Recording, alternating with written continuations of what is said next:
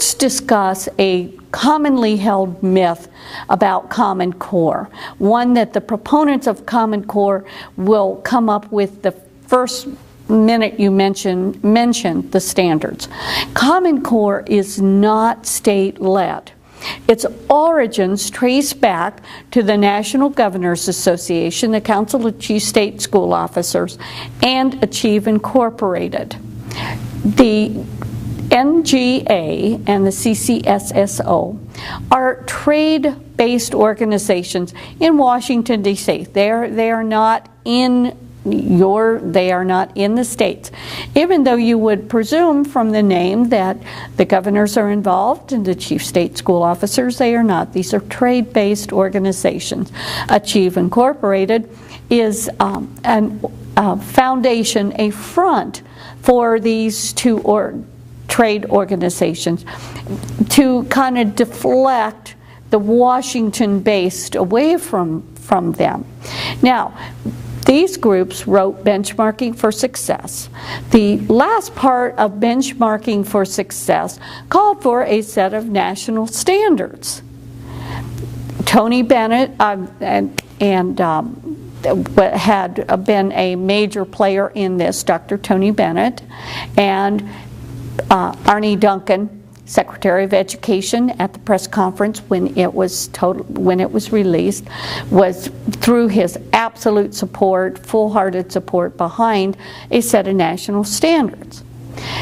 These national standards were created by the very groups that called for them, the NGA and the CCSSO and Achieve, put together the Common Core standards. Now, what needs to be understood when we discuss these is that it is unconstitutional for the federal government to supervise or direct, have anything to do with the curriculum of any school. Because of the high-stakes testing associated with Common Core, testing that I should say that is done by two federal consortiums, PARC and SBAC, Smarter Balance. The curriculum is going to align itself with the standards and teach to the standards because of the accountability that is held by the teachers for teaching these and the students succeeding. What's missing in this picture is any local input from the school boards, from the parents, from the teachers, from the superintendents. And I think most states have in their constitution that the authority for the curriculum of their school districts is placed in the school board. And some may say the state school board. But missing from that is the local, the parental input. The federal government has further ties to it, as I alluded to a few moments ago.